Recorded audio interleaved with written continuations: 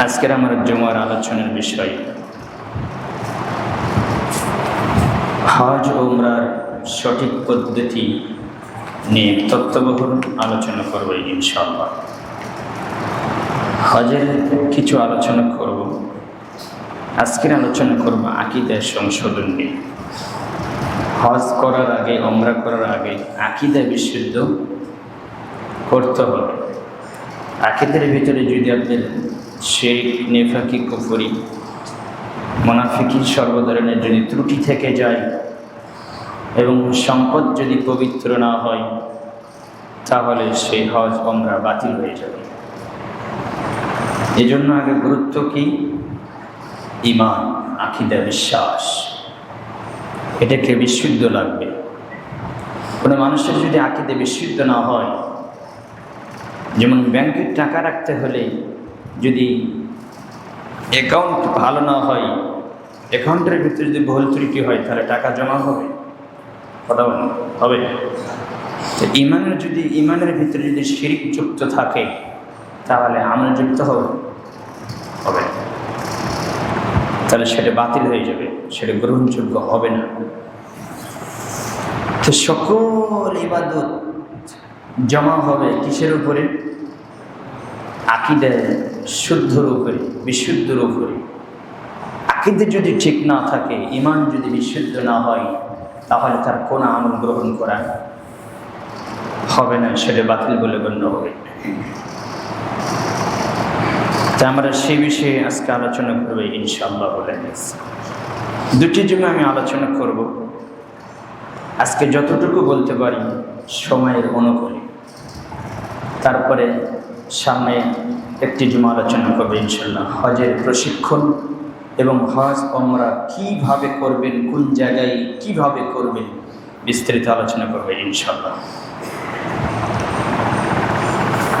হজ ইসলামের রুকনসমূহের একটি গুরুত্বপূর্ণ রুকন। এটি মাত্র কয়েকদিনের কর্মসূচি হলেও এর বিধিবিধান অনেক আছে না নাই? আছে, অল্প সময়, কিন্তু এর নিয়মকানুন, বিধিবিধান অনেক। তা আপনাকে যথাযথভাবে পালন করতে হবে। এগুলো সঠিকভাবে পালন করলেই আল্লাহ এর একমাত্র প্রতিদান দিবে। এই হজের প্রতিদান আল্লাহ সুবহানাহু ওয়া তাআলা দিবেন, সেই প্রতিদান হিসেবে তার জন্য সরাসরি জান্নাত। যার মকবুল হজ কবুল হয়ে যাবে, তার জন্য কি হবে? জান্নাত। ওয়ালাদাতুহু উম্মুহু, রাসূল সাল্লাল্লাহু আলাইহি ওয়াসাল্লাম বলছেন, যার হজ কবুল হয়ে যাবে, যেদিন তার মা তাকে জন্ম দিয়েছে সেই দিনের মধ্যে সে হয়ে যাবে, তার পাপ থাকবে না। তাহলে যার হজ কবুল হবে, তার প্রতিদিন স্বরূপ আল্লাহ কি দিবেন? জান্নাত দিবেন।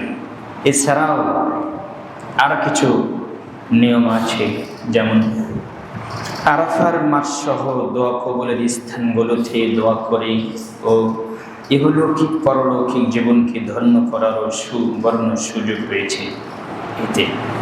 কিন্তু অধিকাংশ মানুষ টাকার জোরে হজ করতে যায়, সমাজে নিজেকে মর্যাদাবান ব্যক্তি হিসেবে জাহের করার জন্য। কথা হাসান, বাস্তব, আবার শুনে। কিন্তু অধিকাংশ মানুষ টাকার জোরে, কিসের জোরে?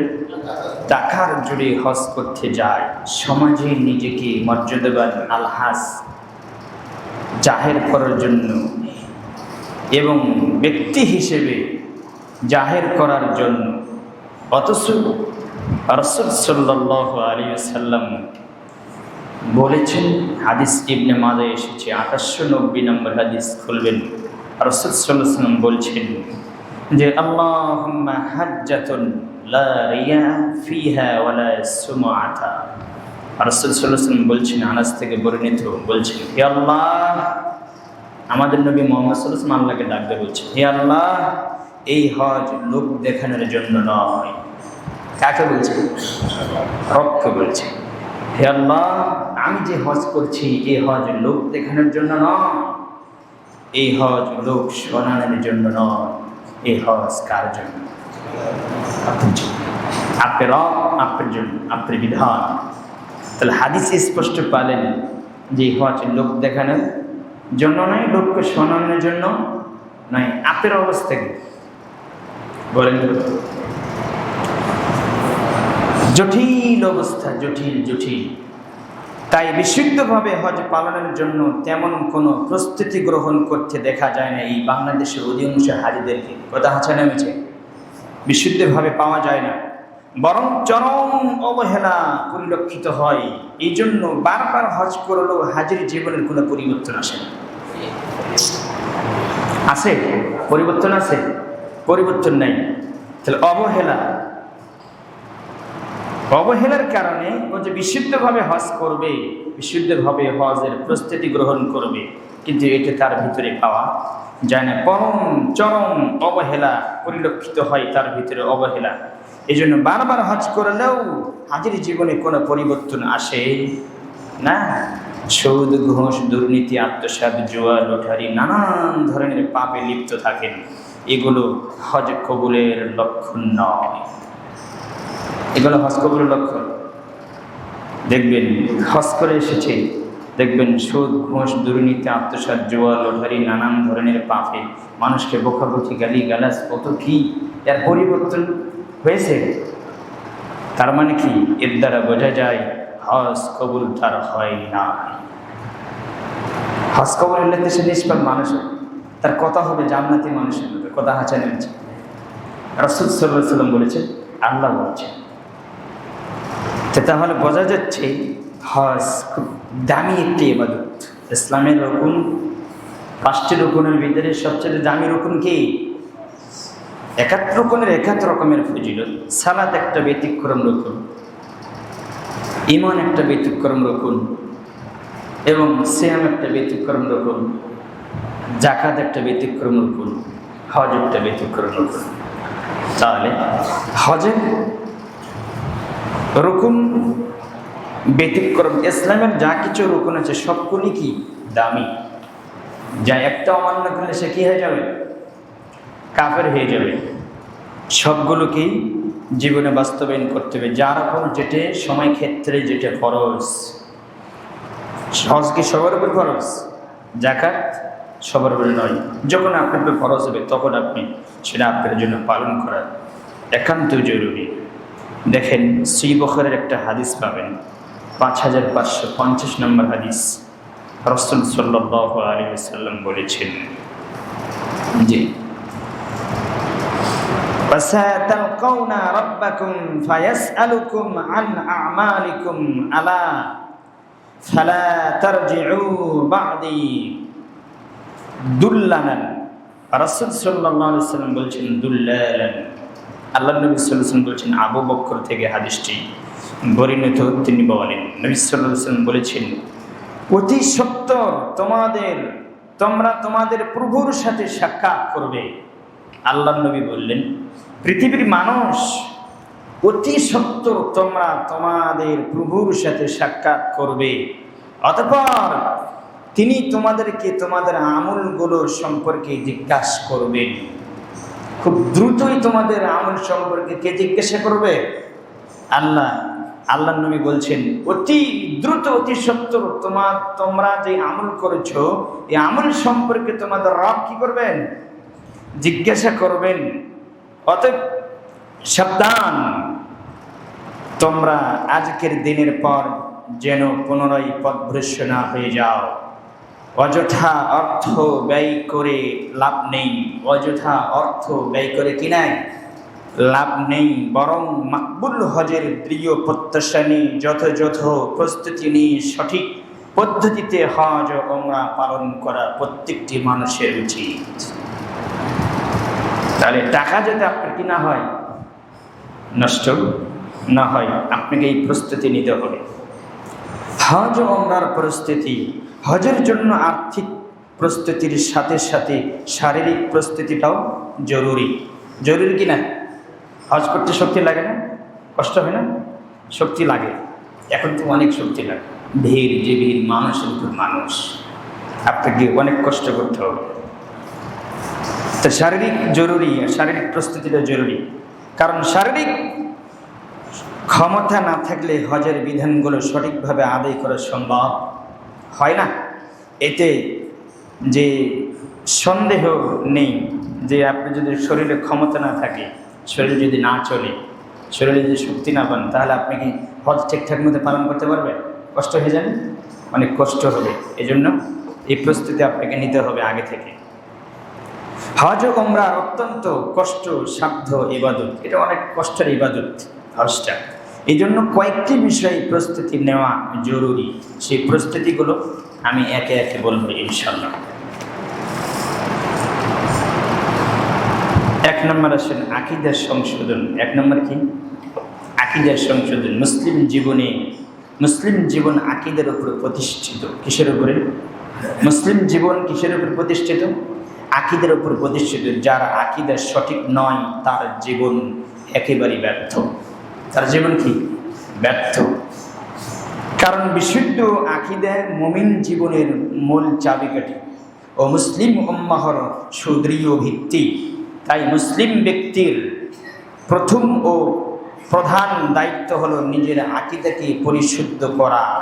আল্লাহ সুবহানাহু ওয়া তাআলা বলেন, ওয়ামান ইয়াকফুর বিল ঈমান ফাকাদ হাবিতা আমালুহু ওয়া হুয়া ফিল আখিরাতি মিনাল খাসিরিন। আল্লাহ সুবহানাহু ওয়া তাআলা বলছেন, যে ব্যক্তি ঈমানের সাথে কুফরি করলো, আল্লাহ বলছেন যে ব্যক্তি ঈমানের সাথে কি করলো? বিশ্বাসঘাতকতা করলো। কেউ ঈমান অমান্য করলে তার কার্যাবলী নিষ্ফল হবে। অমান্য বলতে যে ঈমানও এনেছে, ঈমানের সাথে শিরিক যুক্ত রেখেছে, নেফাকি যুক্ত রেখেছে, কুফরি যুক্ত রেখেছে এবং তাগুতের নিয়ম কানুন তার ভিতরে ধরে রেখেছে, তাহলে তার সবগুলো বাতিল হয়ে যাবে। এগুলো আছে না নেই আমাদের ভিতরে? আছে না? তা আল্লাহ বলছেন, যে ব্যক্তি ঈমানের সাথে বিশ্বাসঘাতকতা করবে, ওয়ামান ইয়াকফুর বিল ঈমান, ঈমানের সাথে যে ব্যক্তি কুফরি করবে, ফাকাদ হাবিতা আমালুহু, তার আমলগুলো কি করা হবে? আল্লাহ বলছেন অবশ্যই তার আমলগুলো বাতিল করে দেওয়া হবে। ওয়া হুয়া ফিল আখিরাতি মিনাল খাসিরিন, আর সে আখিরাতে ক্ষতিগ্রস্তদের অন্তর্ভুক্ত হবে। সে আখিরাতে ক্ষতিগ্রস্তদের অন্তর্ভুক্ত হবে যার ঈমান বিশুদ্ধ নয়। অনেকে ঘুমাচ্ছেন, দয়া করে ঘুমায়েন না, কিছু শুনে যান। যারা একটু ঘুমায় একটু তাদেরকে একটু জান্না করে দিবেন। এবার আসেন, মুসলিমদের অধিকাংশই ভ্রান্ত আকীদা পোষণ করে থাকে। আছে না নাই? আছে। কেউ কুফরি আকীদা লালন করে, কেউ শিরকি, কেউ বেদাতি আকীদা লালন করছে। এভাবে মনের অজান্তেই তারা তাদের ঈমান ও যাবতীয় আমলকে ধ্বংস করে দিচ্ছে। আছে না নাই? আকীদার ব্যাপারে তারা খুবই উদাসীন। তাই মুসলিম হওয়া সত্ত্বেও তারা মসজিদেও যায়, মাজারেও যায়, মক্কাতেও যায়, মন্দিরেও যায়। আছে না নাই? আছে। সমাজে এদের সংখ্যাই বেশি। সমাজে এই ক্যাটাগরির লোকই। আজকে আলোচনা অত মজা পাবেন না, কারণ আজকে আলোচনা আকীদার বেশি আলোচনা, আর আকীদার আলোচনা এত মজা পাওয়া যায়, এটাই বাস্তব। তাওহীদের আলোচনায় এত মজা পাওয়া যায় না। তবে যার ভিতরে তাওহীদ স্ট্রং, যার ঈমান মজবুত, তাকে শুধু ভালোই লাগে। এটা সবার কাছে ভালো লাগে। যদি ভালো লাগতো তাহলে সেদিন ভালো লাগতো। রাসূল সাল্লাল্লাহু আলাইহি ওয়াসাল্লাম যখন সাফা পাহাড়ে উঠে বলছিলেন, ইয়া আইয়ুহান নাস, হে সকল মানুষ, কুলু লা ইলাহা ইল্লাল্লাহ তুফলিহুন, তোমরা সকলেই বলো লা ইলাহা ইল্লাল্লাহ, তোমরা কি হবে? সফল হবে বলেছিল। এটা মজার জিনিস না, এটা অন্তরে যে লালন করছেন, যার ভালোবাসা, অন্ধ ভালোবাসা, অন্ধ মুরিদ, অন্ধ যে জিনিসগুলো আপনার সমাজের নেতা নেত্রী যা কিছু আছে, তাবিজ কবজ, মাজার পূজা, যত কিছু আছে সব অন্তরে আগাছা হয়ে আছে। এটা বের করতে কষ্ট আছে না নাই? আচ্ছা, এই জন্য ভালো লাগবে না। আকীদা চাই এটা বের করে দিতে হবে, ঈমান চাই এটা বের করে দেবে। যে না বের করো তাহলে ঈমান আর শিরিক যদি এক জায়গায় থাকতে পারে না, অসম্ভব। এটা আপনাকে মনে রাখতে হবে। তো এটাই আমি বলছি, মহান আল্লাহ বলেন, ওমা ইউমিনু আকসারুহুম বিল্লাহি ইল্লা ওয়া হুম মুশরিকুন, অধিকাংশ মানুষ আল্লাহতে বিশ্বাসী, আল্লাহর উপরে ঈমান আনার পরও কি মুশরিক। আল্লাহ কেন বললেন? এই মুশরিক কি ওদের ইহুদিদেরকে বলেছে? যারা হিন্দু তাদেরকে বলেছে? ওরা কি ঈমান এনেছে? আল্লাহ বলছেন ওমা ইউমিনু আকসারুহুম বিল্লাহি ইল্লা ওয়া হুম মুশরিকুন, অধিকাংশ মানুষ আমি আল্লাহর প্রতি ঈমান আনার পরও কি মুশরিক। ওরা আমি আল্লাহকে বিশ্বাস করে ওরা আবার আরেকজনের কাছে বাচ্চা চায়, আছে না নাই? আমি আল্লাহকে সিজদা করে ওরা আবার পীরকেও সিজদা করে, আছে না নাই? আমি আল্লাহর উপর তাওয়াক্কুল করে আবার তাবিজ না দিলে তা মনে করে তাবিজ আমার ভালো, তাবিজ না দিলে আমি ভালো হব না। তাবিজ আমাকে ভালো করছে, মাধ্যম উসিলা না ধরলে তার শরীরে আমরা তার গঠনে তার অন্তরে সবচেয়ে ছটফট করে অস্থিরতা বিরাজ করে, এগুলো আছে না নাই? এরাই বেশি। তা আল্লাহ বলছেন আপনি ভাগ করে দেবেন, আমি একসময় ভাগ করে দিব, আমি আজকের জন্য বলবো না। যে আল্লাহ যে বলছেন অধিকাংশ মানুষই ঈমান আনার পরে এদেরকে আমি ভাগ করে দেবেন রাখা। আপনি দেখতে পাবেন যখন ভাগ করবো তখন আপনি পাবেন যে আর রাসূল সাল্লাল্লাহু আলাইহি ওয়াসাল্লাম যে বলেছেন যে 1999 জন মানুষ জাহান্নামে যাবে, একটি মানুষ জান্নাতে যাবে। ওই একটি মানুষ জান্নাতে যাবে, ওটাই সেই ব্যক্তি যার আকীদা বিশুদ্ধ ছিল। আর বাদ বাকি যে দেখছেন 999 জন মানুষ, এদের আকীদা গলদ ছিল, ঈমানে আকীদা আমলে গলদ ছিল। এই জন্য রাসূল সাল্লাল্লাহু আলাইহি ওয়াসাল্লাম বলছেন 1001টি মানুষ জান্নাতে যাবে যারা আকীদা বিশুদ্ধ হবে। ঈমানী চেতনা যদি শিরিক মুক্ত হয় তবে আমলগুলো আল্লাহর নিকট গ্রহণযোগ্য হবে, কিছুক্ষণ আগে বলছে। কারণ এই আকীদার উপরে যাবতীয় আমল নির্ভরশীল। কিসের উপরে? আকীদার উপরে। রাসূল সাল্লাল্লাহু আলাইহি ওয়াসাল্লাম বলছেন, সহিহ বুখারীর প্রথম হাদিস আমি পাবেন, সেখানে উল্লেখ করেছে 1 নম্বরে ইন্নামাল আমালু বিন্নিয়াত। আলকামা ইবনু ওয়াক্কাস আল-লাইসি রাহিমাহুল্লাহ থেকে বর্ণিত যে কাজ এর প্রাপ্য হবে, যে কোনো কাজ করছেন আপনি, এই কাজের প্রাপ্য হিসেবে আপনি পাবেন নিয়ত অনুযায়ী। আর মানুষ তার নিয়ত অনুযায়ী প্রতিফল পাবে। তার নিয়তে কি আছে, তার অন্তরে কি আছে, সেই অন্তরে যা আছে ওটা অনুযায়ী সে যা করেছে সেটার আপনার প্রতিদান পাবে। তার নিয়তের ভিতরে কি আছে। কারণ নিয়ত থাকে যে আমি হিজরত করবো আল্লাহর জন্য, তাহলে সে আল্লাহকে পাবে। কারণ নিয়ত থাকে আমি হিজরত করবো বউ পাওয়ার জন্য, তাহলে সে বউ পাবে। হাদিসে উল্লেখ করা আছে না নাই? কেউ যদি হিজরত করে দুনিয়া পাওয়ার জন্য, তাহলে সে দুনিয়া পাবে। আর কেউ যদি বলে হিজরত করে আমি আখিরাত, আল্লাহর সন্তুষ্টি, আল্লাহকে পাবে, তাহলে সেটা পাবে। তাহলে নিয়ত খুব স্পেশাল জিনিস, নিয়ত খুব দামি জিনিস। রাসূল সাল্লাল্লাহু আলাইহি ওয়াসাল্লাম অন্য হাদিসে উল্লেখ করেছেন, নাসাইতে হাদিসটি পাবেন যে 3144 নম্বর হাদিস, 3144 নম্বর। ইন্নাল্লাহা লা ইয়াকবালু মিনাল আমালি ইল্লা মা কানা লাহু খালিসান ওয়াবতুগিয়া বিহি ওয়াজহু। রাসূল সাল্লাল্লাহু আলাইহি সাল্লাম বলেছেন, নিশ্চয়ই আল্লাহ তাআলা কোনো আমল কবুল করেন না যদি তার জন্য খালেস হৃদয় ও তার সন্তুষ্টির জন্য সেটা না করা হয়। আল্লাহ রাসূল সাল্লাল্লাহু আলাইহি ওয়াসাল্লাম বলছেন আল্লাহ সুবহানাহু ওয়া তাআলা কোনো আমলই কবুল করেন না, ওই আমলই আল্লাহ কবুল করেন যেটা শুধু পিওর স্রেফ কার জন্য হবে? আল্লাহর জন্য হবে। এটা ছাড়া আর যতটুকু করবে ততটুকু কার সন্তুষ্টি হবে? আল্লাহর সন্তুষ্টি হবে। যদি না হয় তাহলে সে আমল কি হবে না? কবুল হবে না। কিন্তু আমি যে আমল করছি সেটা তো কাউকে না কাউকে সন্তুষ্ট করতেছি দুনিয়াতে, হয় বউ কি, না তো ছেলে কি, না তো মুসল্লি কি, যে কোনো কাউকে একটু একটু একটু কিঞ্চিত পরিমাণ সরিষা পরিমাণ ভাগ দিয়ে যাচ্ছে, আছে না নাই? আচ্ছা, এটা থেকে আপনাকে মুক্ত থাকতে হবে। এজন্য বলা হয় বিশুদ্ধ আকীদা দ্বীন ইসলামের শিকড়। বিশুদ্ধ আকীদা কি? দ্বীন ইসলামের শিকড় এবং মুসলিম মিল্লাতের দৃঢ় ভিত্তি। তাই আকীদা যদি শিরক মিশ্রিত হয় তাহলে কোনো আমলই কবুল হবে না। হাদিসে এই ব্যাপারে অত্যন্ত কঠোর হুঁশিয়ার করা হয়েছে। আবু হুরায়রা থেকে বর্ণিত, মুসলিমে হাদিসটি পাবেন 7365 নম্বর হাদিস।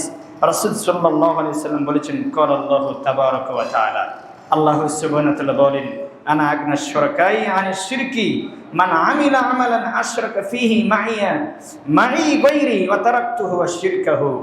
রাসূল সাল্লাল্লাহু আলাইহি ওয়াসাল্লাম বলছেন, আবু হুরায়রা থেকে বর্ণিত, তিনি বলেন, আল্লাহর নবী সাল্লাল্লাহু আলাইহি ওয়াসাল্লাম বলেন, মহান আল্লাহ বলেছেন, আমি শরীকদের শিরিক হতে সম্পূর্ণ মুক্ত। আমি শরীকদের শিরিক হতে সম্পূর্ণ মুক্ত। যদি কোনো লোক কোনো কাজ করে এবং এতে আমি ছাড়া অপর কাউকে শরীক করে, তবে আমি তাকে এবং তার শিরকি কাজকে প্রত্যাখ্যান করি। এই হাদিস প্রমাণ করে আল্লাহ সুবহানাহু ওয়া তাআলা বলেন, কোনো ব্যক্তি যদি কোনো কাজ করে, সেই কাজে যদি কাউকে অংশ দেয়, শরিক করে, আল্লাহ বলছেন তার কাজকে আমি বর্জন করি, সেটা আমি কবুল করি না, সেটা আমি নেই না, এবং যে ওই কাজ করছে ওই ব্যক্তিকে আমি বর্জন করি, ওই ব্যক্তির সাথে আমার কোনো সম্পর্ক থাকে না। জটিল একটা হাদিস, আপনাকে সাবধান থাকতে হবে যদি এই কাজগুলো আপনার আমার ভিতরে না থাকে। তো এক নম্বর কি কাজ করি আমরা, দেখেন তো শিরকের সাথে আছে কিনা। কবরের সেজদা করা, এটা কি ছোট শিরক না বড় শিরক? শিরক আকবার, তার ঈমানও থাকে না, ইসলামও থাকে না। আরেকটি নেন, 2 নম্বর শিরক আমরা করি মৃত্যু পীর বা ওলির দরগায় গিয়ে তার কাছে সাহায্য চাওয়া, চাই কিনা, এটা কি শিরক।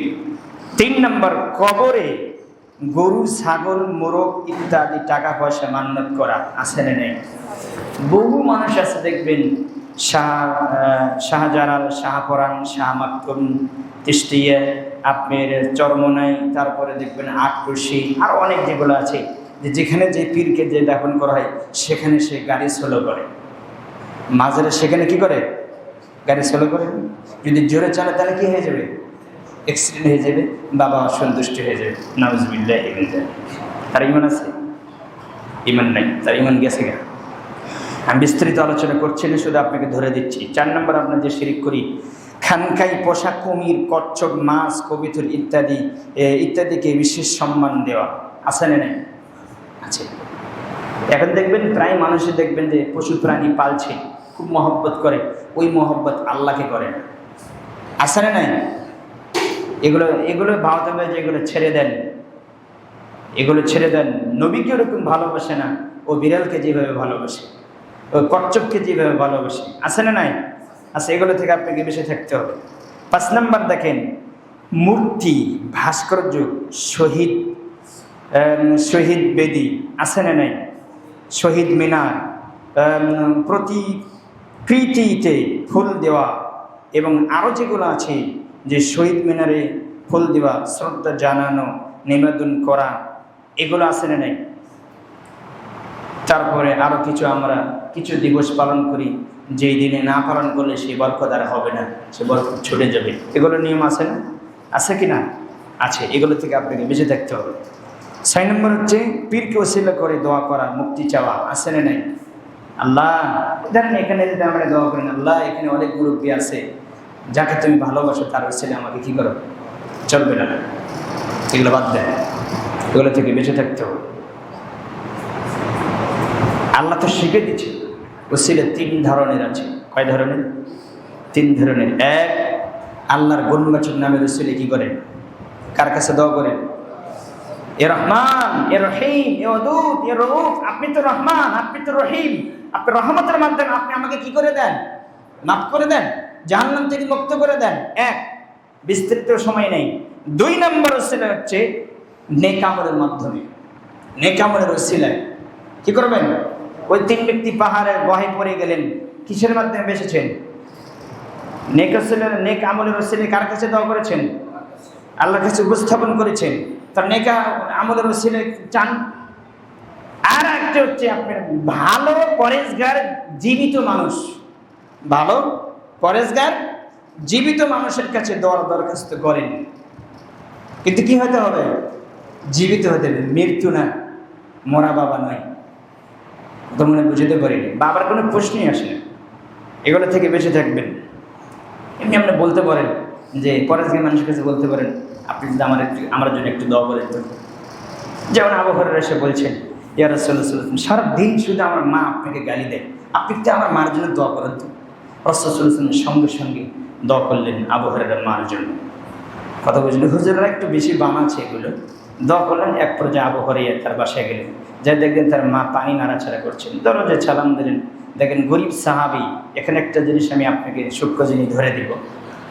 আপনার 10 তলা 5 তলা বিল্ডিং আছে, কিন্তু এত কিছু থাকার পরে বউকে পর্দার মধ্যে রাখতে কথা বলেন পারেন না। আর আবু হুরায়রা একজন গরিব সাহাবী, মসজিদে নববীর ভিতরে তার পেট চাপাতে রাখতেন, মানুষ পাড়া পেরে খুঁজে যেত, পেটে খাবার ছিল না, খাবারের জন্য তিনি বরাবরি করতেন মসজিদে নববীর সাথে। পেট চাপাতে ধরে পাত্র বেঁধে রাখতেন। যখন কেউ পাড়াতে খোঁচা দিলে, আবু হুরায়রা তুমি? হ্যাঁ আমি। তখন তাকে বলা হতো, কি ব্যাপার, তুমি কেমন আছো? আলহামদুলিল্লাহ। আপনি কেমন আছেন? আলহামদুলিল্লাহ। এবং বলতেন, বাড়তি কিছু কথা বলতেন। আবু হুরায়রা বলছেন, আপনি কি কিছু খেয়েছেন? তাহলে মানে আবু হুরায়রা যখন বললেন আপনি কিছু খেয়েছেন, যেন পাল্টা আমি আবু হুরায়রাকে যখন বলবে, আবু হুরায়রা তুমি কি কিছু খেয়েছো, তখন আমি বলবো আমি না, তখন আমার কিছু খাওয়ার ব্যবস্থা হবে। কথা মনে বুঝাতে পারিনি আমি। কিন্তু এত ক্ষুদ্রত ছিলেন, এই আবু হুরায়রা বলছেন আমার মার জন্য রাসূল সাল্লাল্লাহু আলাইহি ওয়াসাল্লাম দোয়া করলেন। আমি গেলেন, আমি গেটে যে লক করলেন, এই দেখেন আবু হুরায়রা এত গরিব সাহাবী যে তার পরনে কোনো কাপড় ছিল না, যখন ইসলাম গ্রহণ করেছে, এত কষ্ট করে ইসলাম গ্রহণ করেছে, তাকে মানুষ মেনে নেয়নি, তার পরিবার সাপোর্ট করেনি। সেই সাহাবী তার বাসায় গেলেন, যে দেখলেন যে গেটে লক করলেন, গেট আছে, গেট দরজা আছে। আর আপনার বাসার গেট নেই। আপনার বাসাতে গরুর গাড়ি যায়, ঘোড়ার গাড়িও যায়, মানুষের গাড়িতে সারাদিনই যায়। কথা বলেন না, বাস্তব। কই পর্দা আপনি। এক পর্যায়ে পান্না নাড়াচাড়া করলেন, তখন তিনি ওয়েট করলেন, একটু দেরি করলেন, তারপরে তার মা খুলে দিলেন। দ্রুত এসেছে, তার মা গোসল থেকে দ্রুত এসেছে, দরজার লক খুলে দেওয়ার পরে দেখছেন যে তার মার মাথায় কাপড় নেই। কি নাই? তখন দেখছেন যে আবু হুরায়রা তাড়াহুড়ো করে তার মা তার মাথায় কাপড় দিচ্ছে। বুঝতে পারিনি আমি এই পয়েন্টটা কেন নিয়ে এসলাম। তাহলে তার মা দ্রুত আসার কারণে তার মার মাথা কি নাই? কাপড় নেই। এবং আবু হুরায়রা বলছেন আমার মা পানি নাড়াচাড়া করছেন, এটা আমি বুঝতে পারছি, শব্দ পাচ্ছি। তখন তার মন গলে গেছে যে এখন ইসলাম গ্রহণ করবে। কথা মনে বুঝতে পারিনি। তো এই বর্ণনা এসেছে যে তার মার মাথায় কাপড় ছিল না। তাহলে বোঝা যাচ্ছে ছেলের সামনে মাকে মাথায় কাপড় দিতে হবে। আপনি মার অবস্থা, আল্লাহ তুমি মাফ করো, তুমি বোঝা, এই জাতিকে তুমি বোঝার তুমি তৌফিক দান করো। আজকে রাস্তাঘাটে চলা যায় না বেগানা নারীর কারণে, কথা হাসা নেমেছে, পুরো দেশটাকে আগে জুড়ে নিয়েছে কারা? মুহাম্মদ সাল্লাল্লাহু আলাইহি ওয়াসাল্লাম বলছেন ফাত্তাকুদ দুনিয়া ওয়াত্তাকুন নিসা, দুনিয়ায় ধ্বংস হয়ে যাবে নারী ফিতনার কারণে। এই দুনিয়ার সবচেয়ে বড় ফিতনা কারা? নারী। ফাত্তাকুদ দুনিয়া ওয়াত্তাকুন নিসা, দুনিয়া হচ্ছে আপনার জন্য ফিতনা, দুনিয়াতে যা কিছু আছে আপনার ফিতনা। এবং রাসূল সাল্লাল্লাহু আলাইহি ওয়াসাল্লাম বলছেন এই দুনিয়ার ফিতনাই আপনি হালাক হয়ে যাবেন, ধ্বংস হয়ে যাবেন। ফাত্তাকুদ দুনিয়া ওয়াত্তাকুন নিসা, এবং নারীর ফিতনাই মুহাম্মদ সাল্লাল্লাহু আলাইহি ওয়াসাল্লাম বলছেন বনী ইসরাঈলের কওম নারীর ফিতনার কারণে ধ্বংস হয়েছে, আমার উম্মত নারীর ফিতনায় কি হবে? হালাক হবে, ধ্বংস হবে। যা চোখের সামনে দেখছেন, অফিস আদালতে, কোর্ট কাছারিতে, যত রকমের আপনার ইউনিভার্সিটি, যত ফ্যাক্টরি আছে, নারী আগে কথা হাসা নেমেছে। নারীকে ছাড়া কিছুই চলে না। ব্যবসা করবেন, ওকে সামনে রাখছেন, আর রাখছেন ওকে আবার একদিন উলঙ্গ করে রেখে দিয়েছে। জাতি দেখো, জাহান্নাম তাড়াতাড়ি কাছে নিয়ে আসে। আল্লাহ তুমি বোঝাবের মানার তুমি তৌফিক দান করো। আল্লাহ এখান থেকে আপনাকে বেঁচে থাকতে হবে। ও ছিল ভিতরকের জিনিস, ওকে বের করলেন কেন? বিপদ তো আপনার হবে। রাসূল সাল্লাল্লাহু আলাইহি সাল্লাম বলেছেন। তাহলে এত কথা আমি বললাম যে এই তিনটে ওসিলা ব্যতীত আর কোনো ওসিলা চলবে না, এগুলো থেকে বেঁচে থাকবেন। আর নিজেকে পাপ থেকে বেঁচে রেখে সবসময় আল্লাহর কাছে দোয়া করবেন। নিজেকে আল্লাহর কাছে উজাড় করে দিয়ে নিজের ভুল ত্রুটি আল্লাহর সামনে পেশ করে নত হয়ে আল্লাহর কাছে দোয়া করবেন। ওমরের কাছে যখন কেউ দোয়া চাইতেন কোনো সাহাবী, তখন তিনি রাগে ফায়ার হয়ে যেতেন, তোমরা আমার কাছে দোয়া চাও মানে আমি কি আল্লাহর নবী নাকি? তুমি নিজের দোয়া নিজে করতে পারো না? কথা মনে বুঝতে পারি না। দোয়া, নিজের দোয়া নিজে করবেন কার কাছে? রব কি কারো ব্যক্তিগত না? সবার জন্য, সবার জন্য। অতএব নিজের পাপকে সে রবের থেকে ক্ষমা করে নিয়ে সে রবের কাছে চান, তিনি দেওয়ার জন্য প্রস্তুত হয়ে আছেন। আল্লাহ তুমি বোঝারের মানত তুমি তৌফিক দান করো। 7 নম্বর হচ্ছে মাজারে বার্ষিকী উরুস পালন করা আছে না নাই? এগুলো শিরিক, এগুলো থেকে বেঁচে থাকতে হবে। কবরস্থানে মসজিদ নির্মাণ করা আছে না নাই?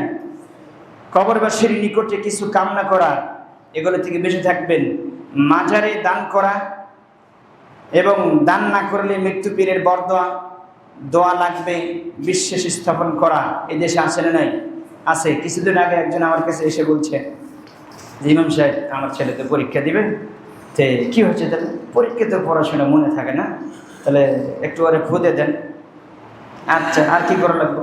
তো ওর হাতের যে কলমটা আছে কলমটা একটু পরে দেন। মানুষের বিশ্বাস, তাহলে কি হবে? তাহলে কলম ভালো চলবে। মানে বুঝাতে পারিনি।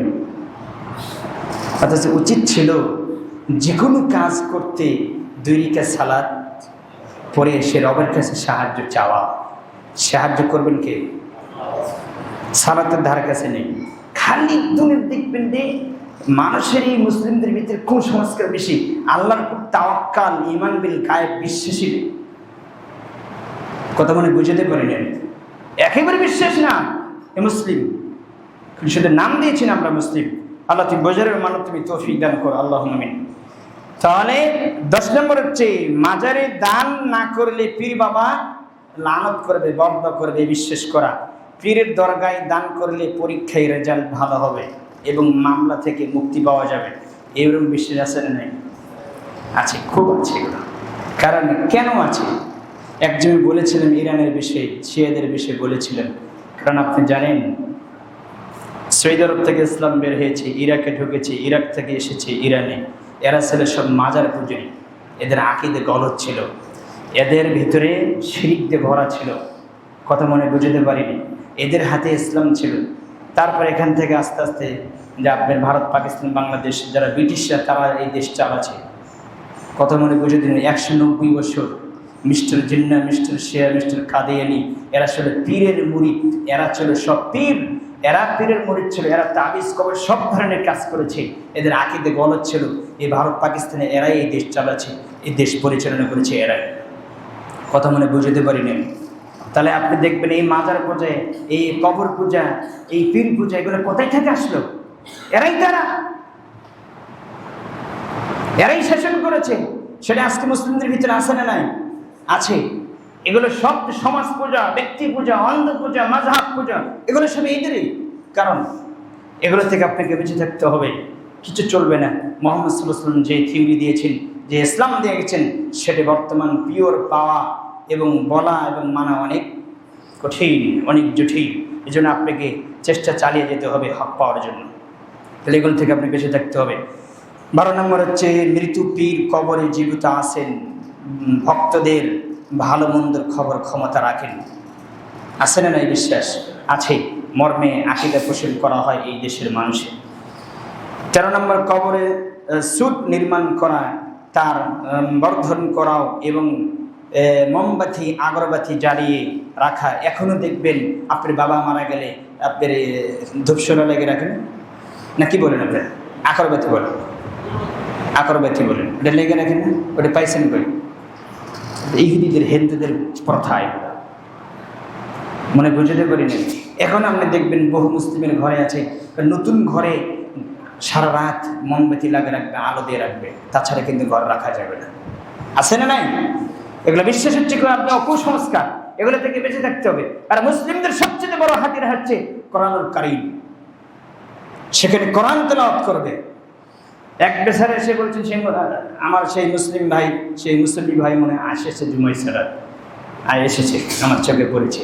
এসে বলছে যে ঘর ভাড়া হয় না, ঘর ভাড়া হয় না। অনেকে বলছে একটু মিলাদ পড়ান, কিছু খাইয়ে দেন, সেখানে যিনি বসবাস করে, অনেক কিছু বলছে। কথা তার বাড়ি এলে তার মানে তাদের সাপোর্টে একটু করেন কিছু। তা আমার কাছে এসে পরামর্শ বলছে যে এই বলছে, খাওয়াতে বলছে, একটু মিলাদ পড়াতে বলছে, সেখানে বসে একটু কোরআন তেলাওয়াত করছে, অনেক কিছু। এগুলো সব বাদ, এগুলো খাওয়ার আপনার প্রলোভন। খাবে, কিছু টাকা আপনার থেকে খসাবে, এই ছাড়া আর কিছুই নেই। তাহলে কী করতে হবে? আপনার কাজ হচ্ছে আপনি ঘরে ঢুকবেন, বিসমিল্লাহ বলেন, সালাম দিয়ে ঢুকবেন, সূরা বাকারা, সূরা ফালাক, সূরা নাস, আয়াতুল কুরসি তেলাওয়াত করেন, ইনশাআল্লাহ কাজ হয়ে যাবে। যেদিন তেলাওয়াত করেন সেদিন ভাড়াটে এসেছে, ঘর ভাড়া নেবে। কে করেছে? বিশ্বাস হয় না? কথা কর না কেন? কে করেছে? বিশ্বাস থাকতে হবে। কিন্তু আজকে সেই কোরআন তেলাওয়াত কই পাবেন? কোরআন তেলাওয়াতের জায়গা বাসা দিয়েছেন TV, net, Facebook, YouTube set করে দিয়েছেন, বড় ধরনের আপনি ডিসপ্লে দিয়ে রেখেছেন।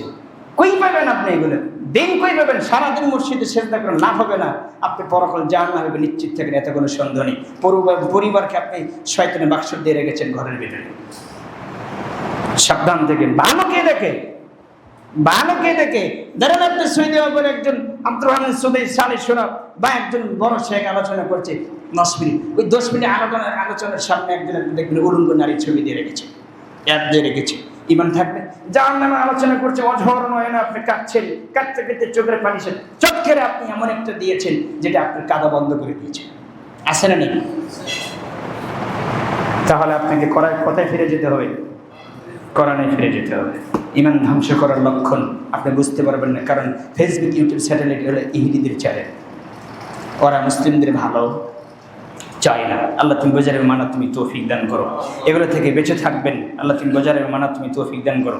14 নম্বর হচ্ছে কোনো দিবস বা প্রতিষ্ঠা বার্ষিকীকে মঙ্গলময় মনে করা, আছে না নাই? বাবা মারা গেছে 26 সালে 13 তারিখে, ধরেন রবিবারে, আমাকে ওই দিনে বাবাকে স্মরণ করে কিছু দিবস পালন করতে হবে, তা না হলে আমার দিন মঙ্গল হবে না, আছে না নাই? পালন করে না, কথা বলেন না, পাইছেন তো এগুলো? মুহাম্মদ সাল্লাল্লাহু আলাইহি ওয়াসাল্লাম পৃথিবীর জন্ম থেকে, আদম থেকে শুরু করে পৃথিবীর জমিনে যত নবী রাসূল এসেছে, যত মানুষ আসবে, সর্বশ্রেষ্ঠ মানবকে মুহাম্মদ সাল্লাল্লাহু আলাইহি ওয়াসাল্লাম তার দিবসকে পালন করেছে। সাহাবীরা করেছে, কথা কান্না করেছে। আবু বকর সিদ্দিক মুহাম্মদ সাল্লাল্লাহু আলাইহি ওয়াসাল্লামের পরে মানুষ, সর্বশ্রেষ্ঠ মানুষ আবু বকর সিদ্দিক রাদিয়াল্লাহু তাআলা, তার নামে মৃত্যু দিবসকে পালন করেছে, কথা কান্না কেন? তারা যখন চলে না এই জমিনে, তাহলে কারো মৃত্যুবার্ষিকী পালন করার কোনো সুযোগ নেই, চলবে না, সবগুলো বাউট হবে। এগুলো থেকে বেঁচে থাকেন। যে টাকা খরচ করছেন সে টাকা ওই যে জিনিস বাপ মারা গেছে ওই দিনে আপনি স্মরণ করে আপনি 2 রাকাত সালাত পড়ে আল্লাহর কাছে দোয়া করেন, আল্লাহর কাছে কাঁদেন, এই দিনে আমার বাবা মারা গেছে, দেখতে দেখতে 1 বছর চলে গেল, বাবার পক্ষ থেকে আল্লাহর রাস্তায় কিছু দান করেন। তা না হলে আপনি এক কাজ করেন, দেখবেন সুখী দুঃখী গরিব মানুষ কারা আছে, বাবা এই দিনে মারা গেছে, যে টাকা আমি অনুষ্ঠান করে যে বিভিন্ন রকমের আপনি বেদাতি কাজ করে পড়াতেন, এই টাকাটা আমি একজন গরিব ছাত্র পড়াশোনা করে লেখাপড়া করতে পারে না, কোরআন হেফজখানা পড়ে, কিতাব লাইনে পড়ে, তার হাতে 500 টাকা দেন, বাবা তুমি এটাতে কোরআন কিনো, বা তুমি এটা করো। আপনি করেন, দান করার খাদ্য 12টি, আপনি কয়টা করেন? কথা বলেন না কেন? এগুলো থেকে বেঁচে থাকেন। আল্লাহ তুমি বোঝারের মানব তুমি তৌফিক দান করো। এই আকীদার সংশোধন করেন, আকীদার সংশোধন না করে আপনি কোনো আমল কবুল হবে না। আল্লাহ তুমি বোঝারের মানব তুমি তৌফিক দান করো, আল্লাহুম্মা আমিন।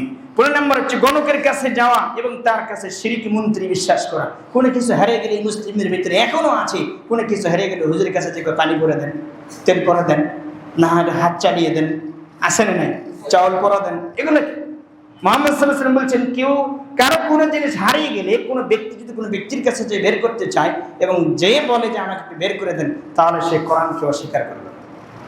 মুহাম্মদ সাল্লাল্লাহু আলাইহি ওয়াসাল্লাম যা কিছু নাযিল করা হয়েছে সে অস্বীকার করবে, সে আর মুসলিম থাকে না। কি বুঝলেন আপনি?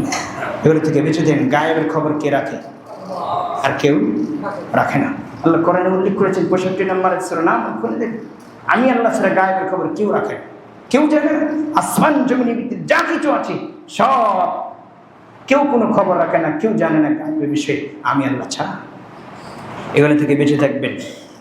এগুলো সবই শিরিক, শিরিকে আকবার। যেগুলো কথা আমি বললাম, এই 14টি 15টি পয়েন্ট বললাম আমি, সবগুলো কি শিরিকে আকবার। যদি কেউ কারো ভিতরে থাকে, তার ঈমানও নেই, তার ইসলামও নেই, তো ওর হজে কি আর ওর ওমরায় কি, তার সালাতে কি আর তার আপনার দানি কি, মনে বুঝতে পারিনি। এগুলো থেকে আপনাকে বেঁচে থাকতে হবে। এগুলো সবই হলো শিরিকে আকবার, বড় শিরিক, যার পরিণাম হলো জীবনের সমস্ত সৎ আমল বিনষ্ট হওয়া, ইসলাম থেকে খারিজ হয়ে যাওয়া এবং চিরস্থায়ী জাহান্নামে নিক্ষিপ্ত হওয়া। এছাড়া শরীরে তাবিজ, তামার আংটি, চেন এবং মাজার কর্তৃক বিতরণ করা ফিতা, বাঁধা সুতা এবং রাবার জাতীয় কালো রাবার এবং শরীরে ব্যবহার করা, এগুলো শরীরে বাধা থাকলে সালাত, ছিয়াম, হজ, যাকাত কোনো ইবাদত কবুল হবে না। আপনি সালাতে পড়েন, আপনার পায়ে দেখে রাবার জাতীয় বালা আসেন নাই, সালাত কবুল হবে না। যত সালাত পড়েন মনে রাখবেন, সালাত তুলে আপনি ইমানই আসেনি, সালাত তো বহু দূরের কথা। আপনি বলছেন ওই বিশ্বাস হতো মুসলিম, কে বলেছ? আর ইমানই এখনো আসেনি, সালাত কবুল হবে কেমন? এগুলো থেকে বেঁচে থাকবেন। হাদিস শুনেছেন, 10 জন ব্যক্তির কাফেলা মুহাম্মদ সাল্লাল্লাহু আলাইহি ওয়াসাল্লামের কাছে এসেছেন, 9 জনকে ইসলাম গ্রহণ করালেন, একজনকে ছেড়ে দিলেন। তখন সাহাবীরা বললেন, ওকে ছেড়ে দিলেন কেন? ও তো এসেছে আশা করে ইসলাম গ্রহণ করবে। মুহাম্মদ সাল্লাল্লাহু আলাইহি ওয়াসাল্লাম বলছেন, তার শরীরে তাবিজ আছে। কি তিনি কি জানে তার শরীরে তাবিজ আছে? কে জানাছে? আল্লাহ জানিয়ে দিয়েছেন, জিবরিলকে বলেছেন যান মুহাম্মদ সাল্লাল্লাহু আলাইহি ওয়াসাল্লামকে বলে দেন তার শরীরের ভিতরে, হাতের ভিতরে আপনার তাবিজ ছিল, বাধা ছিল, সে ইসলাম গ্রহণ করতে পারে না, সে ইসলামের ভিতরে প্রবেশ করতে পারে না, কারণ তার আকীদা গলত আছে, তার বিশ্বাস আছে এবং তাবিজের প্রতি, এই মাধুরীর প্রতি বিশ্বাস আছে। এবং তাবিজ যখন তাকে বলা হলো তুমি ইসলাম গ্রহণ করো, হকদার রাখো না, তুমি হক নষ্ট করে ফেলেছো, তখন সে তাবিজকে খুলে ছেড়ে ফেললেন রাসূল সাল্লাল্লাহু আলাইহি ওয়াসাল্লাম, তারপরে তাকে ইসলাম গ্রহণ করালেন। কি বুঝলেন? তাবিজ থেকে ইসলাম গ্রহণ করতে পারে না, তাহলে কি সে সালাত পড়তে পারে? তার ইসলামে আসেনি, তার ইমানে আসেনি, তার সালাত আবার বিষয়। কিন্তু বহু মুসল্লি, বহু মানুষ দেখা যাচ্ছে আজকে যে তাবিজ দিয়ে রহর সালাত পড়ছে, হজ করছে, কত কি করছে, তার কোনো ইবাদত কবুল হবে না, সবগুলো নাই। আল্লাহ তুমি বোঝার মানা তুমি তৌফিক দান করো। এবার আসেন 2 নম্বর একটা পয়েন্ট আমি আলোচনা করুন। 2 নম্বর পয়েন্ট হচ্ছে হালাল সম্পদ গ্রহণ করা ওমরা এবং হজ করার আগে। শুধু কি এই দুটো না, আরো কিছু আছে? সমস্ত ইবাদতের পূর্ব শর্ত কি? হালাল রুজি। ঠিক আছেন তো? কষ্ট হয় বলতে, ব্যবসা করেন, দিনের মধ্যে যে কত চলছাতুরি করে, আল্লাহ তুমি বোঝার মানার তুমি তৌফিক দান করো। আপনি 5 টাকার জিনিস বেচতেছেন 50 টাকা, আবার বলেন ভাই লাভ নাই, দেশের অবস্থা ভালো না। কি হয়েছে দেশের অবস্থা? আল্লাহ কি মারা গেছেন না? কারে কি বুঝো? তোমার আল্লাহর প্রতি তাওয়াক্কুল কম। সারা পৃথিবী উল্টা যাক না কেন, তিনি আমাদের রক্তনীতি জীবিত আছেন। কথা আছে না? আল হাইয়ুল কাইয়ুম, তিনি চিরসত্য চিরঞ্জীব। তিনি তো আপনাকে রিজিকের ব্যবস্থা করেন। পৃথিবীর সৃষ্টির 50,000 বছর আগে রিজিকের ব্যবস্থা করে রেখেছেন। তুমি কারে কি দোয়াই দেখো? ও তার মানে তার বানা করে দেশের অবস্থা ভালো না, তেল বন্ধ করে দিয়েছে, এসে অথচ ওই মাল সামানা জমা করে রাখছে। কথা আছে না? মুসলিম বলবে না, মুনাফিক। কি বুঝেন? গেছে দেশের অবস্থা 12টা বেজে গেছে, আমার কাছে যতক্ষণ আছে ততক্ষণ আমরা মুসলিম ভাইকে আমি সহযোগিতা করবো। ফুরে যাবে, আল্লাহ ব্যবস্থা করে দেবে। কথা আছে না? তুমি তাল বাহানা দেখাবে না। তুমি দিয়ে গেতে 5 টাকার জিনিস তুমি জমা করে রেখেছো, তুমি স্টক করে রেখেছো, তারপরে তাল বাহানা দিয়ে এখন বলছো যে কিন্তু 5 টাকা দিয়ে তুমি ছাড়বা 2000 টাকা। তুমি বুঝতে পারো না, তুমি এখন মুসলিম হতে পারো না, খালি মরেই দেখো না, মালাকের মধ্যে আসলে তোর চোখ উল্টে যাবে। তুমি কি করছো? আল্লাহ তুমি বোঝার মানা তুমি তৌফিক দান করো। এই ভাওতাবাজি থেকে বেঁচে থাকেন। হালাল রুজি ইবাদত কবুলের শর্ত, পূর্ব শর্ত। কথাটি সমাজে বহুল প্রচারিত থাকলেও, প্রচুর প্রচারিত আছে, সবাই জানে যে হালাল রুজি ইবাদত কবুলের পূর্ব শর্ত। কথাটি সমাজে বলা বহুল প্রচারিত থাকলেও মানুষের কাছে এর কোনো মূল্য নেই, মানুষের কাছে আর কোনো মূল্য নেই। অথচ রাসূল সাল্লাল্লাহু আলাইহি ওয়াসাল্লাম বলেছেন, নিশ্চয়ই আল্লাহ পবিত্র, তিনি পবিত্র বস্তু ছাড়া কবুল করেন না, গ্রহণ করেন না। খাদ্য পানি, আপনার কারো খাদ্য পানি পোশাক হারাম হলে তার ইবাদত গ্রহণযোগ্য হবে না। হাদিস সহিহ মুসলিম এবং মিশকাত 707 নম্বর হাদিস আপনি খুলে দেখবেন, সেখানে মুহাম্মদ সাল্লাল্লাহু আলাইহি ওয়াসাল্লাম বলেছেন, ইমাম বুখারী ইমাম মুসলিম কোট করেছেন, দেখবেন। তাহলে পবিত্র জিনিস আল্লাহ কবুল করেন না। তাই প্রত্যেককে লক্ষ্য করা উচিত তার খাদ্য কি, তার পানীয় কি, তার পোশাক কি, তার আসবাবপত্র হালাল না হারাম। কারণ হারাম মিশ্রিত কোনো ইবাদত আল্লাহ কবুল করেন না। দুর্নীতি, আত্মসাৎ, প্রতারণা মাধ্যমে অর্জিত সম্পদ এবং সুদ, ঘুষ, জুয়া, লুঠারি, অবৈধ পন্থায় উপার্জিত সম্পদ বা অর্থ ভক্ষণ করে ইবাদত করলে উক্ত ইবাদত আল্লাহর কাছে পৌঁছাবে না, আল্লাহ গ্রহণ করবে না। তাই হজ্জের যাওয়ার আগে পূর্বে শর্ত হচ্ছে সম্পদ হালাল কিনা তা যাচাই বাছাই করা আবশ্যক, একান্ত জরুরি। যেটা আমরা করি, কথা বললেন করি, যাই হয় হোক হজ করে আসে তো মানুষ বলবে আলহাজ। এটা আমাদের একটা সার্টিফিকেট এসেছে, ডিগ্রি এসেছে, সেটা হচ্ছে আমরা বলে থাকি আর ওই যা করে করুক, ও তো হজ করে, তো মুসলিম। কথা বল না কেন? বাহ্যিক দৃষ্টিতে আমরা বলছি মুসলিম, কিন্তু আবু জেহেলের চাইতে খারাপ। আপনি বাস্তব প্রমাণ করে দেখেন, আপনি দেখেন আবু তালেবের চাইতে খারাপ। দেখবেন ও সেকেন্ডে মিথ্যে কথা বলে 10টা, কিন্তু আবু তালেব মিথ্যে কথা বলে না। আবু সুফিয়ান ইসলাম গ্রহণ করার আগে যে ও তো বৃদ্ধ বসে ইসলাম গ্রহণ করেছে, তার স্ত্রীও আপনার ইসলাম গ্রহণ করেছে পরে, অনেক পরে। কিন্তু আবু সুফিয়ান বলছে ওহির উদ্দেশ্য 7 নম্বর হাদিস আপনি খুলে দেখেন, সেটা বলছে আমি কোনোদিন মিথ্যা কথা বলিনি, মিথ্যা কথা বলতে আমি লজ্জা পাই। আর আপনি কথা বলেন না কেন? আপনার কাছে সহজ, মুসলিমের কাছে সবচেয়ে বলা এখন সহজ কোন কাজ? মিথ্যা বলা সহজ, সত্য বলা অনেক কঠিন। কিন্তু আল্লাহ বলছেন সূরা হাজরের 70 নম্বরে, ইয়া আইয়ুহাল্লাযিনা আমানুত্তাকুল্লাহা ওয়া কুলু কাওলান সাদীদা, হে ঈমানদারগণ আমি আল্লাহকে ভয় করো এবং সদা সর্বদাই কি বলো? সত্য বলো। সত্যের সাথে কে আছে? কিন্তু আপনি তো সত্য বলেন না, আপনি 24 ঘন্টা মিথ্যা কথা বলেন। আল্লাহ তুমি বোঝার মানার তুমি তৌফিক দান করো, আল্লাহুম্মা আমিন। এগুলো থেকে বেঁচে থাকেন। 2 নম্বর কারণ চলে গেল। 3 নম্বর হচ্ছে হজ কাফেলা, হজ প্রশিক্ষণ ও মুআল্লিম সম্পর্কে 2টি কথা আমি বলবো। সেটা হচ্ছে এইগুলো ঠিক করে হজ পরে করেন। হজ ফরজ হয়েছে, আপনি দ্রুত করতে গেলে ঠিক করে নেন। হজের কাজ শুরু হয় শাওয়াল মাস থেকে। কোথায় থেকে? রমজানের পরে কি মাস? শাওয়াল মাস থেকে হজের কাজ শুরু। কয় মাস থাকে?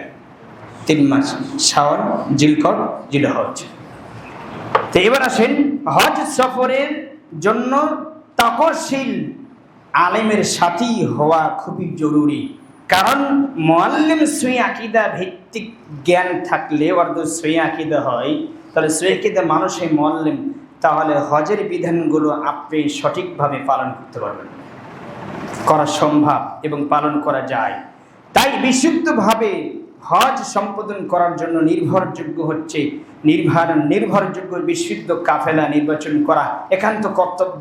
অনুরূপ হজে যাওয়ার পূর্বে অন্তত 1 মাস আপনি আগে প্রশিক্ষণ গ্রহণ করা আবশ্যক। এছাড়া হাদিসে ভালো মানুষের সাহচর্য লাভ করার জন্য উৎসাহী করা হয়েছে। মুহাম্মদ সাল্লাল্লাহু আলাইহি ওয়াসাল্লাম বলেছেন, আপনি হাদিস করবেন সহিহ বুখারীতে 5536 নম্বর হাদিস, ভালো সঙ্গী গ্রহণ করার জন্য মুহাম্মদ সাল্লাল্লাহু আলাইহি ওয়াসাল্লাম বলেছেন, তাহলে আপনার হজ ভালো হবে না। হজের যে নিয়মকানুন এগুলো আপনি সুন্দরভাবে করতে পারবেন না।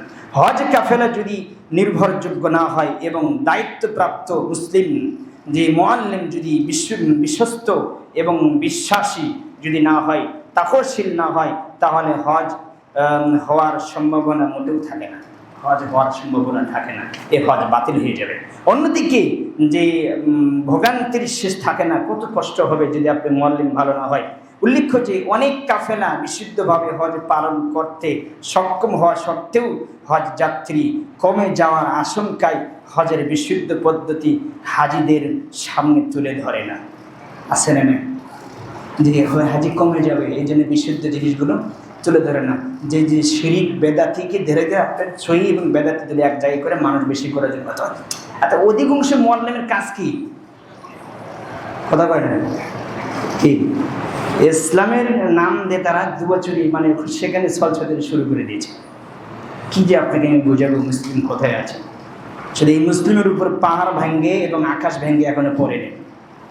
আল্লাহ তুমি মাফ করো আমাদেরকে। মুহাম্মদ সাল্লাল্লাহু আলাইহি ওয়াসাল্লাম বলছেন, আমার উম্মতকে একসাথে মারবে না। এই জন্য রাসূল সাল্লাল্লাহু আলাইহি ওয়াসাল্লামের দোয়া এখনো আপনার অটল হয়ে আছে। তাছাড়া কবে আপনি হালাক হয়ে যেতেন? এই সিজনে, এই আপনি বৈশাখের সিজনে দেখবেন, আপনি চলতেছে মে মাসের আজকে 1 তারিখ, এপ্রিল, আপনি বিভিন্ন জায়গায় দেখবেন আকাশ থেকে বিশাল বড় বড় আপনার শিলাবৃষ্টি হয়েছে। দেখেন আপনি বুঝতে পারেন। আমি লূত আলাইহিস সালামের কওম শুনছেন না, তাদেরকে আল্লাহ কীভাবে মেরেছে? আল্লাহ তুমি বোঝারে মানা তুমি তৌফিক দান করো। আপনি এখনো ঠিক হয়ে যান, তাহলে আপনার জন্য কষ্টকর হয়ে যাবে। যদি বিশুদ্ধ আকীদার মুআল্লিম না হয়, তাহলে হজ পালনের জন্য অনেক কষ্ট হয়ে যাবে। আকীদাই হজের বিশুদ্ধ পদ্ধতি হাজিদের সামনে তুলে ধরে না, যেটা সঠিক যেটা সে মুআল্লিম বলে না, তাহলে আপনার হজ যাত্রী কমে যাবে। তাই যে আকীদা আপনি আকীদার সে অনুযায়ী হজ সম্পাদন করেন, এতে কিয়ামতের মাঠে কাফেলা ধরা হবে। যে যে মুআল্লিম আমরা হাজিদের সাথে বিশ্বাসঘাতকতা করছে, এদেরকে সবাইকে ধরা হবে। কাল কিয়ামতের দিন আল্লাহ ধরে ফেলবেন, কারণ কোরআন সুন্নাহ অনুযায়ী এরা হজ করতে পারে না। 4 নম্বর বিষয় হচ্ছে হজ ও উমরা পালন করতে হবে একমাত্র কার পদ্ধতিতে? রাসূল সাল্লাল্লাহু আলাইহি ওয়াসাল্লামের পদ্ধতি অনুযায়ী। কোনো ইমাম, কোনো মাযহাব, কোনো তরিকার পদ্ধতিতে হজ পালন করলে সে হজ কবুল হবে না। মাযহাব ভাইয়েরা যারা মাযহাব মানে, ওরা যেহেতু ওখানে মাযহাব পালন করে, আমি আপনাকে বলবো, আপনি হজের শুধু নমুনা এগুলো আপনি সংশোধন করতে বললাম। পরের জুমায়, সামনে যে জুমা আমি আলোচনা করবো ইনশাল্লাহ, হজের প্রশিক্ষণ, হজ কিভাবে করবেন, ওমরা এবং হজ। কত বেদাত করে এসেছেন আপনি, কত আপনার মন গড়া কিছু করে এসেছেন যা রাসূল সাল্লাল্লাহু আলাইহি ওয়াসাল্লাম করেননি। আপনি হজ কবুল হবে কি করে? অসম্ভব। এজন্য রাসূল সাল্লাল্লাহু আলাইহি ওয়াসাল্লাম বলছেন যে খুযু আন্নী মানাসিকাকুম, পৃথিবীর মানুষ তোমরা হজ করো। আমি মুহাম্মদ সাল্লাল্লাহু আলাইহি ওয়াসাল্লাম বলছি তোমরা তোমাদের হজের পদ্ধতি আমার নিকট থেকে গ্রহণ করো। আমি যেভাবে হজ করেছি সেভাবে তোমরা হজ করো, আর নিয়ম কানুন পদ্ধতি আমি মুহাম্মদ সাল্লাল্লাহু আলাইহি ওয়াসাল্লাম থেকে গ্রহণ করো, তা না হলে হজ বাতিল বলে গণ্য হবে। তাই রাসূল সাল্লাল্লাহু আলাইহি ওয়াসাল্লাম কোন পদ্ধতিতে হজ ও ওমরা করেছেন তা সঠিকভাবে জানা আবশ্যক। দুঃখজনক হলেও সত্য যে অধিকাংশ মানুষ হজ করছে বেদাতি তরিকায়, করে কিনা? তার ব্যর্থ এবং তার অর্থ ব্যয় করেছে শারীরিক, পারিশ্রমিক এবং শরীরের ক্ষয়, যে শ্রম দিচ্ছে, কিন্তু কোনো ফায়দা সে পাচ্ছে না এবং তার কোনো ফায়দা হচ্ছে না। তার সবগুলো ওখানেই গরজ নষ্ট হয়ে যাচ্ছে। আল্লাহ তুমি বোঝার এবং মানার তুমি তৌফিক দান করো। এই জন্য আপনি হজের প্রশিক্ষণ নেন, সহিয়াকে একজন ভালো আলেমের কাছে যান, না হলে আমাদের কাছে আছে। আপনাকে কোনো দিক দিয়ে বেদাত কিছু বলবো না, যা মুহাম্মদ সাল্লাল্লাহু আলাইহি ওয়াসাল্লাম করেছেন সরাসরি আপনাকে আমি তাই দেব ইনশাআল্লাহ। এতে কোনো ঘাবলা পাবেন না। এই জন্য আজকে এতটুকু আমি আলোচনা করেছি। পরের জুমা সামনে জুমা আমরা আলোচনা করব ওমরা এবং হজের বিস্তারিত আমরা আলোচনা করব যদি সময় থাকে ইনশাআল্লাহ। আল্লাহ তুমি বোঝার এবং মানার তুমি তৌফিক দান করো। আমাদের সর্ব ফিতনা থেকে তুমি বাঁচিয়ে রাখো। আমাদের সব ইবাদতের ভিতরে আপনি দেখবেন বেদাত, শিরক, কুফরি, নিফাকে ঢুকে আছে। এগুলো থেকে আল্লাহ তুমি আমাদের বাঁচিয়ে রাখো। আপনাকে আমি একটা শেষ কথা বলে যাই, যেমন আপনি দুটো টাকার জন্য যে দৌড়াদৌড়ি করেন, যে শ্রম দেন, ক্ষুধার্ত হলে মানুষ যেমন খাওয়ার জন্য পাগল হয়ে যায়, তার চাইতে কোটি কোটি গুণ বেশি ক্ষুধার্ত হওয়া উচিত আপনাকে হক পাওয়ার জন্য, আপনাকে সঠিক আকীদা গ্রহণ করার জন্য। এটা জরুরি হয়ে গেছে, আপনার একান্ত জরুরি, কিন্তু আজকে আপনার কোনো গুরুত্ব নেই। আপনি যা ইচ্ছে তাই করছেন। ভাই, সম্মানিত মুসল্লি এবং সম্মানিত মা বোন, আপনাদেরকে আমি দৃষ্টি আকর্ষণ করে বলছি, আকীদা যদি গলত থাকে আপনার বাঁচার কোনো রাস্তা নাই। আকীদা ঈমানের যদি ঘাটলা থাকে বাঁচার কোনো রাস্তা নেই। পৃথিবীর কেউ আপনাকে জান্নাতে নিয়ে যাবে না। কারণ একজন আমি আলোচনা করেছিলাম যে যদি লা ইলাহা ইল্লাল্লাহ যদি গলত থাকে, আকীদা যদি শিরক থাকে, তাহলে জাহান্নামের কোনো শক্তি নাই আপনাকে পুড়িয়ে জান্নাতে নিয়ে যাবে। জাহান্নামের কোনো শক্তি পাওয়ার আল্লাহ দেয় নেই যে আপনি শিরক নামে পাপ পুড়িয়ে জান্নাতে নিয়ে যাবে। এই ক্ষমতা জাহান্নামের আগুনে আল্লাহ দেয় নেই। কথা মনে বুঝতে পারেন আমি যে শিরক নামে এই আমল, এই কর্ম, কুফরি, নেফাকি বাদ দেন, এগুলো থেকে বেঁচে থাকেন। কারণ জাহান্নামের আগুনের পাওয়ার হারিয়ে যাবে। যে ব্যক্তি শিরক করে মারা গেছে এই ব্যক্তিকে আজীবন পড়লেও জাহান্নামের আগুনের কোনো ক্ষমতা নেই। শিরক নামে পাপ পুড়িয়ে একবারে নিঃস্ব করে দিয়ে তাকে জান্নাতে নিয়ে যাবে, এই ক্ষমতা জাহান্নামের আগুন আল্লাহ দেয় নেই। এই জন্য আল্লাহ ঘোষণা করেছে জাহান্নামের আগুনের যেহেতু শক্তি আমি দেই নাই এবং পাওয়ার দেই নাই, এই জন্য সে চিরস্থায়ী কি জাহান্নামী। সাবধান থাকেন। আল্লাহ তুমি বোঝার এবং মানার তুমি তৌফিক দেন।